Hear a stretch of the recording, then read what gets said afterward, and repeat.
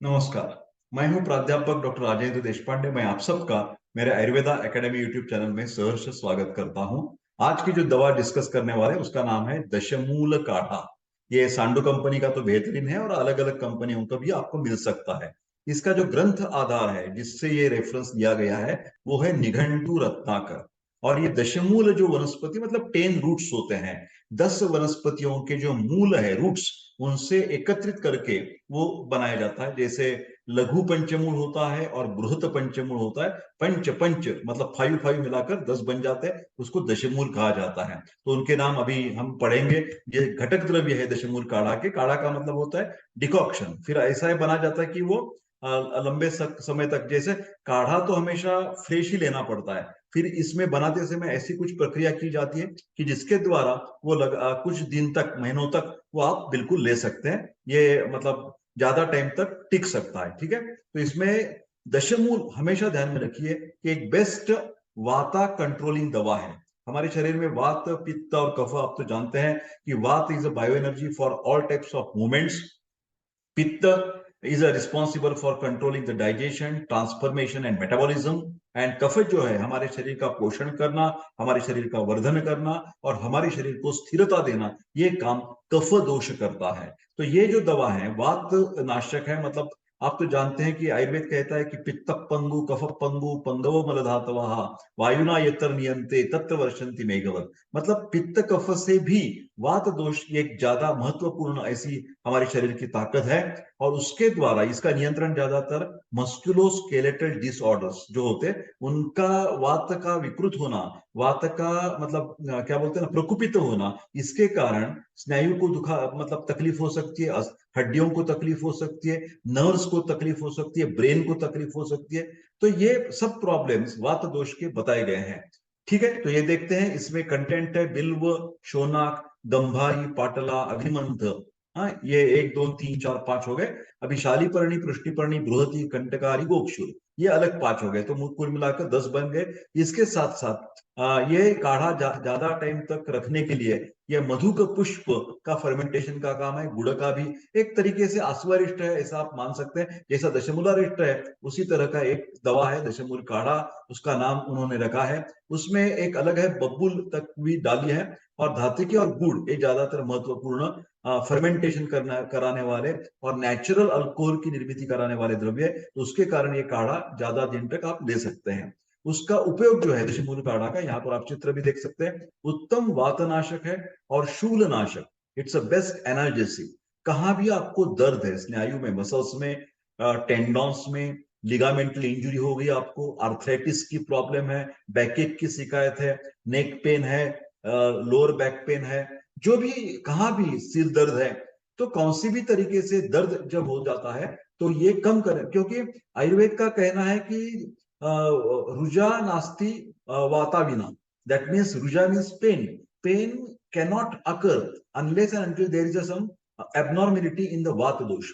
वात का जो अनुलोमन गति होती है, जो प्राकृत न्यूरोमस्कुलर कंडक्शन जिसको बोलते हैं, एनएम जंक्शन को जो एसिटिल कोलिन सीक्रेट होता है और अच्छी तरह से हमारी जो सेंसेशंस या मूवमेंट चालू रहती है, उसमें कुछ रुकावट आ जाती है, उसमें आम हो जाता है। और उस स्रोतोरोध होने के कारण ये दर्द और वेदना चालू हो जाती है। तो ये दशमूल काढ़ा लेने से वो स्रोतोरोध दूर हो जाएगा और वेदना भी आपकी कम हो जाएगी। इसके साथ उत्तम गर्भाशय शोधक है। मतलब यूटेराइन जो after delivery the uterine muscles are little bit tired and debilitate and weak हो जाते हैं, उसमें कुछ आम रहता है, वो निकाल देने के लिए ये गर्भाशय शोधक का काम ये दशमूलक काढ़ा करते हैं। विषग्न है, एंटीसेप्टिक भी काम करता है। आम, ज्यादातर विष का संबंध आम से है। और आम का क्या होता है, मैं बार बार कहता हूँ कि आयुर्वेद कहता है कि जिस व्यक्ति को, जिन लोगों को खाना हजम नहीं होता, इनडाइजेशन, अग्निमांद्य है, अजीर्ण है, उन लोगों में एक टॉक्जिन, विष जैसा पदार्थ जो शरीर में निर्माण होता है, उसको आयुर्वेद में आम कहा है। तो ये दवा जो है दशमूलक काढ़ा, ये आम को, आम पाचक मतलब वो निकाल देगी जो टॉक्सिन जैसी मटेरियल है। मस्तिष्क संरक्षक, ये ब्रेन को भी ताकत देने वाली दवा है। क्योंकि brain and all the central nervous system, peripheral nervous system, autonomic nervous system, they are the part and parcel of the vata dosha activity. So naturally these activities are again taken back with the use of dashamula kadha. प्रसूता जो व्यक्ति है, मतलब आप post पर, मतलब परपेरियल period जिसको बोलते हैं, आफ्टर डिलीवरी, तो उसमें जब मुखशोष होता है, शीत हो, मतलब शीत की भावना होती है, भ्रम, स्वेद का श्वास, ये जो तकलीफ होती है, अस्थमैटिक पेशेंट में भी क्या हो जाता है, ब्रोंकियल कॉन्स्ट्रिक्शन हो जाता है, वात की अनुलोमन गति, जो प्राण उदान चलना चाहिए वो नहीं गति रही थी, तो वो स्रोतोरोध करके हमारा ये श्वास लेना और श्वास छोड़ना ये बिल्कुल आसानी से हो सकता है देशी मूल काढ़ा लेने से। ठीक है, इसकी मात्रा जो होती है वो 4 चम्मच 2-2 बार आप लेना है।